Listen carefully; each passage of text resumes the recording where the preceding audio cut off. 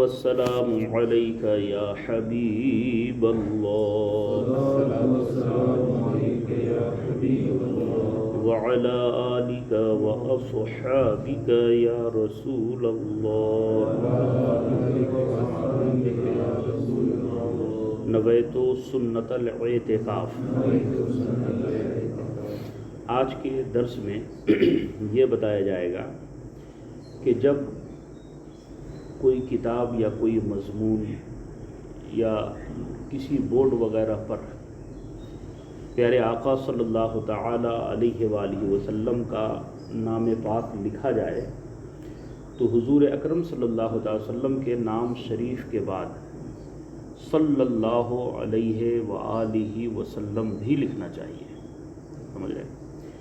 یہ تو لکھنے کا ہوا، یا اپنی زبان سے سرکار کا نام لیں یا کسی سے پیارے آقا صلی اللہ علیہ وسلم کا نام شریف آپ سنیں تو سننے والے کے لیے بھی اور سرکار کا نام شریف لینے والے کے لیے بھی ضروری ہے کہ پیارے آقا صلی اللہ علیہ وسلم کے نام شریف کے بعد صلی اللہ علیہ وآلہ وسلم اتنا جو ہے اپنی زبان سے کہا کرے، لکھنے میں بھی اور کہنے میں بھی، دونوں صورتوں میں سرکار کے اسم پاک کے بعد درود شریف لکھنا یا بولنا چاہیے۔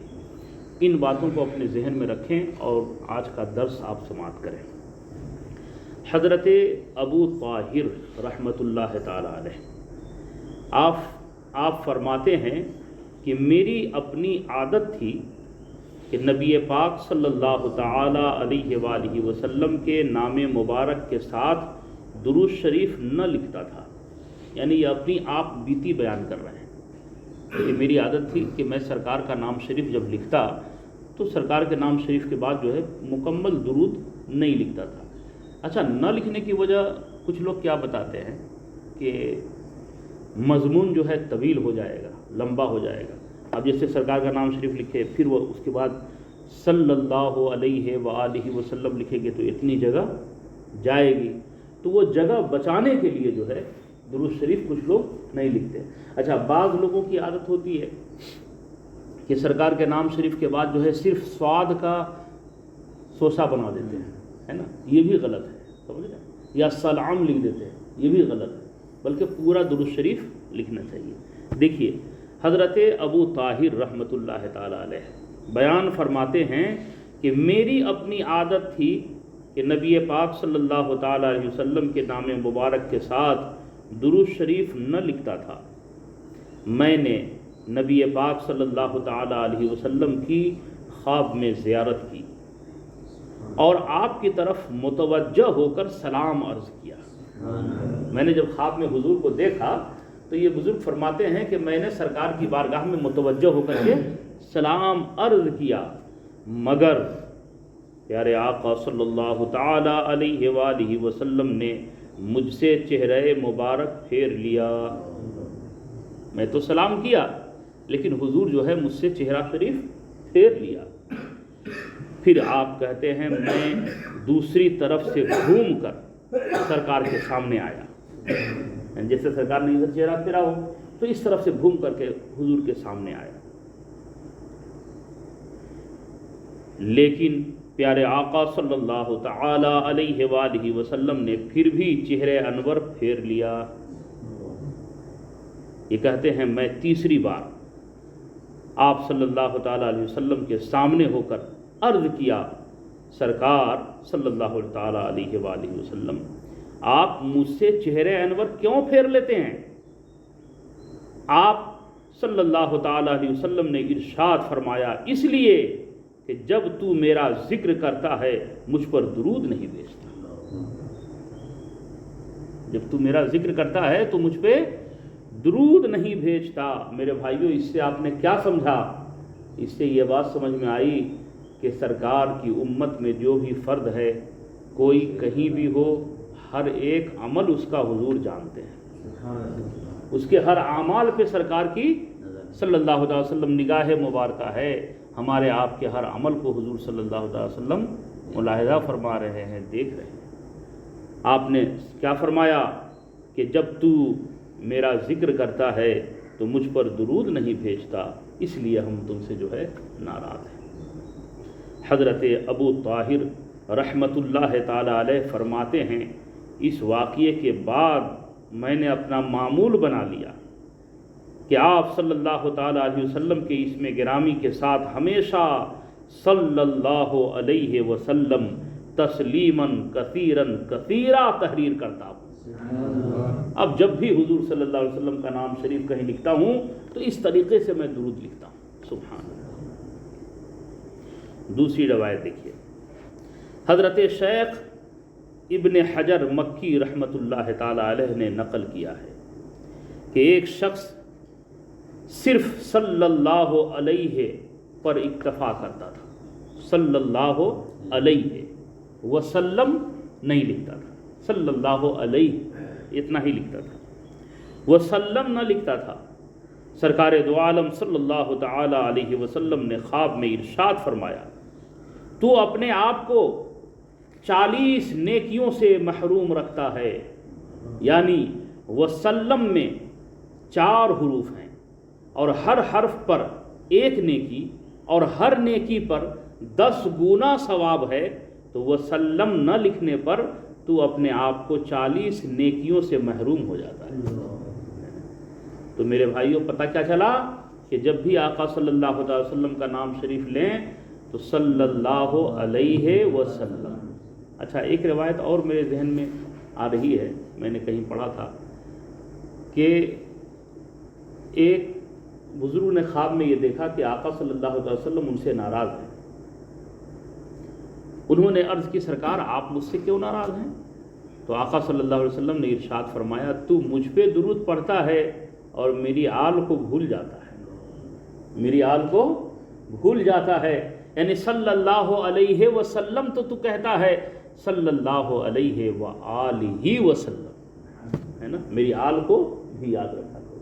تو سرکار پہ بھی درود شریف پڑھا کرو اور حضور کی آل پہ بھی درود شریف پڑھا کرو، سمجھ رہے ہیں؟ دیکھیے، حضرت ابراہیم نصفی رحمۃ اللہ تعالی علیہ فرماتے ہیں کہ میں نے تاجدار مدینہ صلی اللہ تعالی علیہ وآلہ وسلم کی خواب میں زیارت کی، میں نے پیارے آقا صلی اللہ تعالی علیہ وسلم کو اپنے سے ناخوش پایا کہ سرکار ہم سے ناخوش ہیں، تو جلدی سے دست اقدس کو پکڑ کے بوسہ دیا، سرکار کے ہاتھ شریف کو پکڑ کے چوم دیا، بوسہ دیا، اور عرض کیا، یا رسول اللہ صلی اللہ تعالی علیہ وسلم، میں تو حدیث پاک کا خادم ہوں، یعنی لوگوں کو حدیث پاک سناتا ہوں، میں تو حدیث پاک کا خادم ہوں اور اہل سنت ہوں اور مسافر ہوں، یعنی مدینہ شریف میں آیا ہوں، مسافر بھی ہوں، اہل سنت بھی ہوں اور حدیث شریف کا خادم بھی ہوں، سرکار آپ ہم سے کیوں ناراض ہیں؟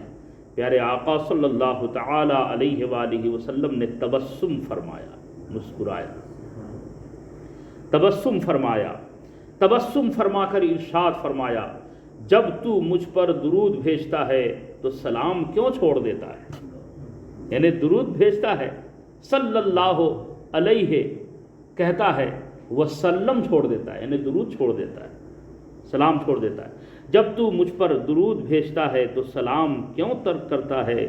آپ فرماتے ہیں اس کے بعد میرا معمول بن گیا کہ میں صلی اللہ علیہ وسلم پورا لکھنے لگا، صلی اللہ علیہ وسلم پورا لکھنے لگا۔ حضرت ابو سلیمان رحمۃ اللہ تعالی علیہ اپنے متعلق واقعہ بیان فرماتے ہیں کہ ایک مرتبہ میں نے خواب میں پیارے آقا صلی اللہ تعالی علیہ وسلم کا دیدار کیا، سرکار دو عالم صلی اللہ تعالی علیہ وآلہ وسلم نے فرمایا، ابو سلیمان تو میرا نام لیتا ہے اور اس پر درود شریف بھی پڑھتا ہے، وسلم کیوں نہیں کہتا؟ یہ 4 حروف ہیں اور ہر حرف پر 10 نیکیاں ملتی ہیں، ہے نا۔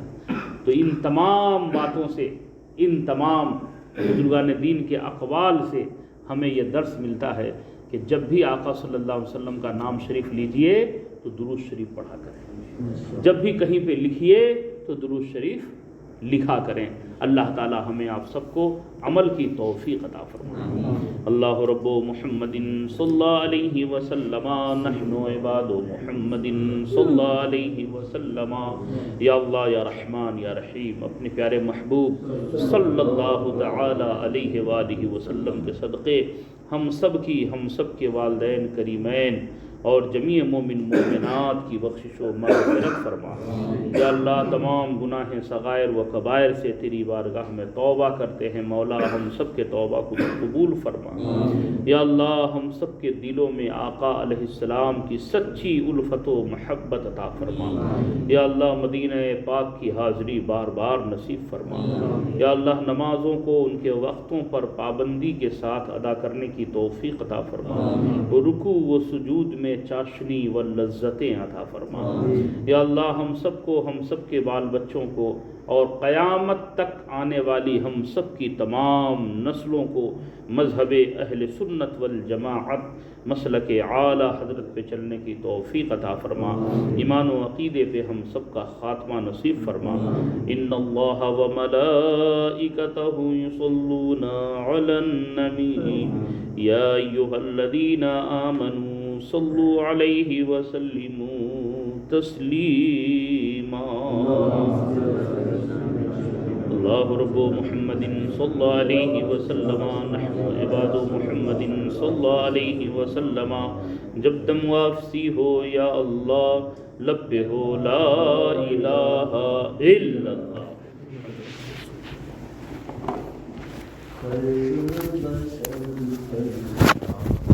سلام لاکھوں درود اور لاکھوں سلام خیر البشر پر، لاکھوں سلام لاکھوں درود اور لاکھوں سلام۔